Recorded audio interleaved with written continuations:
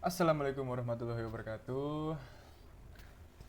Perkenalkan, nama saya Fadil Muhammad Arkan, NIM 124250126 dari kelas SIC akan menjelaskan tentang proyek tugas akhir manajemen basis data, dan di mana saya dapat studi kasus yaitu sistem informasi pengaduan layanan ya. Ya, langsung saja kita mulai agar tidak lama. Yang pertama itu ada pendahuluan. Di pendahuluan itu ada latar belakang, di mana latar belakangnya itu pengaduan pelanggan merupakan indikator penting dalam menilai kualitas layanan.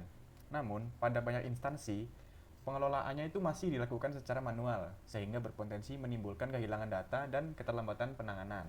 Oleh karena itu, diperlukan sistem basis data yang terstruktur dan aman untuk mendukung pencatatan pengaduan, pemantauan status, serta penyusunan laporan secara lebih efektif. Selanjutnya itu ada tujuan. Tujuan yang pertama itu menyimpan data pelanggan dan pengaduan secara terpusat. Yang kedua itu mempermudah pencatatan, pemantauan, dan penanganan pengaduan. Yang ketiga itu mengelola relasi pelanggan, petugas, dan pengaduan secara terintegrasi. Yang keempat itu menjaga keamanan dan integritas data. Dan yang terakhir itu menyediakan data untuk pelaporan dan pengambilan keputusan. Bab selanjutnya itu ada pembahasan. Dari studi kasus ini saya membuat ERD seperti ini yang bisa dilihat sendiri. Alur sistem ini itu dimulai dari pelanggan yang mengajukan pengaduan. Setiap pengaduan dikategorikan sesuai jenis pengaduan dan ditangani oleh petugas. Petugas itu dapat memberikan tanggapan terhadap pengaduan hingga status pengaduan dinyatakan selesai. Saya jelasin ya per entitas ini.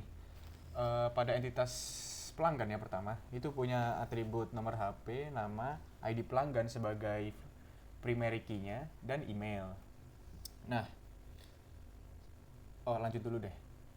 Entitas yang kedua itu ada kategori, itu punya atribut nama kategori, ID kategori sebagai primary key, dan deskripsi. Entitas yang ketiga itu pengaduan. Itu ada ID pengaduan sebagai primary key-nya, lalu ada isi pengaduan, dan tanggal, serta status. Untuk entitas yang keempat ada petugas, mempunyai atribut nama petugas, ID petugas sebagai primary key-nya, dan email petugas. Dan entitas yang terakhir itu ada tanggapan. Itu mempunyai atribut ID tanggapan sebagai primary key, isi tanggapan, dan tanggal tanggapan. Untuk kardinalitasnya sendiri itu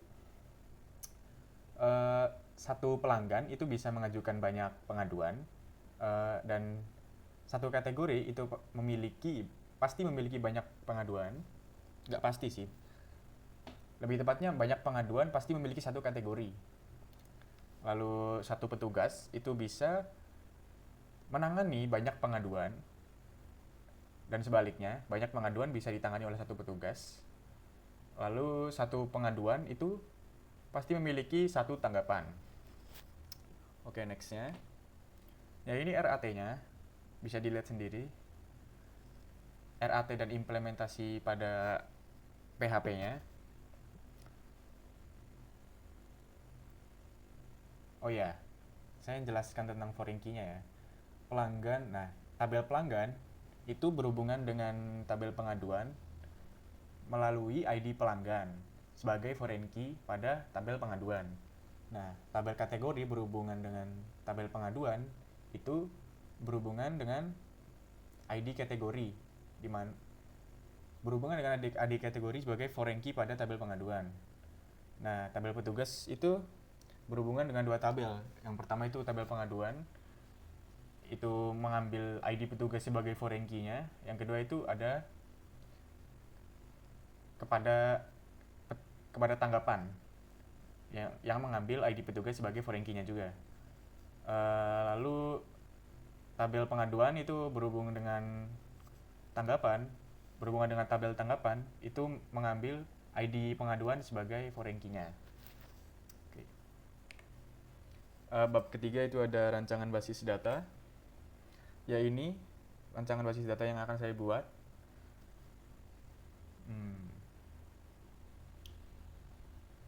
Oke. Yang selanjutnya itu ada implementasi basis data seperti create database, create table, insert into. Di sini saya ngambil contoh satu tabel aja ya untuk create table sama insert into, biar nggak kepanjangan. Jadi di sini saya pakai contohnya tabel pelanggan ya. Jadi create table pelanggan, ID pelanggan itu integer sama dia itu primary key, lalu nama itu varchar, emailnya varchar juga, nomor HP varchar juga. Lalu setelah membuat tabel itu kita memasukkan baris data. Di sini aku masukin nama-namanya, emailnya sama nomor-nomornya ngasal ya teman-teman. Oke, next. Selanjutnya ada keamanan basis data.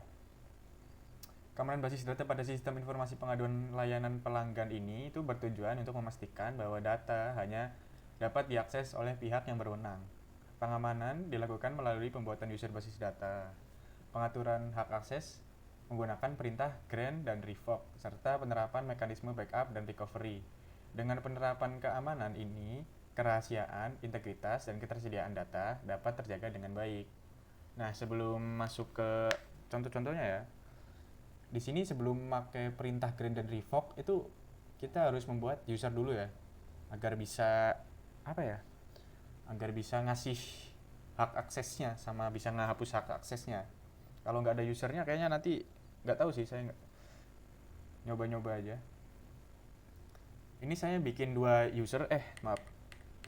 Ini saya bikin dua user yaitu admin sama petugas. Dengan query-nya seperti gambar tersebut. Dan itu ada passwordnya ya. Untuk admin itu admin 123, untuk petugas itu petugas 123. Nah, contoh perintah grant ini digunakan untuk memberikan hak akses kepada user database sesuai dengan perannya. Admin diberikan hak akses untuk akses penuh terhadap seluruh tabel dalam basis data, sedangkan petugas diberikan hak akses terbatas.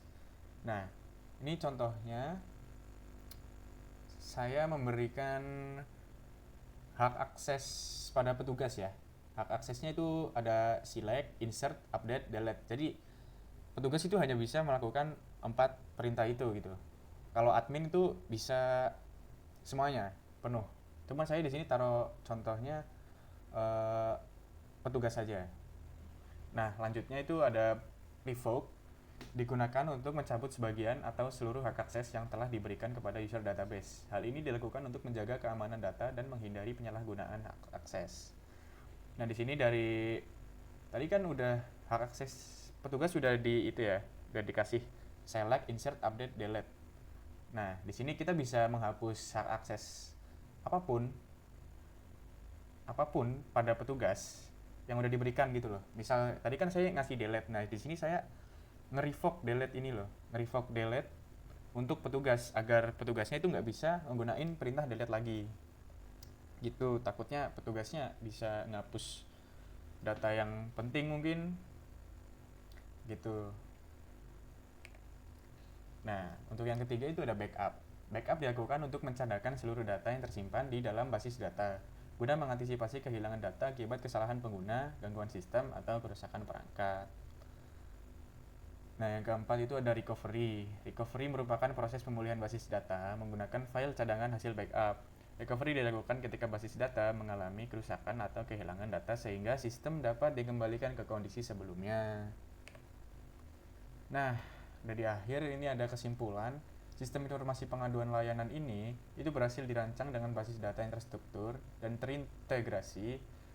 Perancangan RD dan relasi antar tabel memungkinkan pengelolaan data pelanggan, pengaduan, dan tanggapan dilakukan secara sistematis. Selain itu, penerapan keamanan melalui pengaturan hak akses serta adanya mekanisme backup dan recovery membuat basis data lebih andal dan memenuhi tujuan pembelajaran dalam perancangan dan pengelolaan basis data. Oke, terima kasih Bapak, teman-teman yang sudah menonton video ini.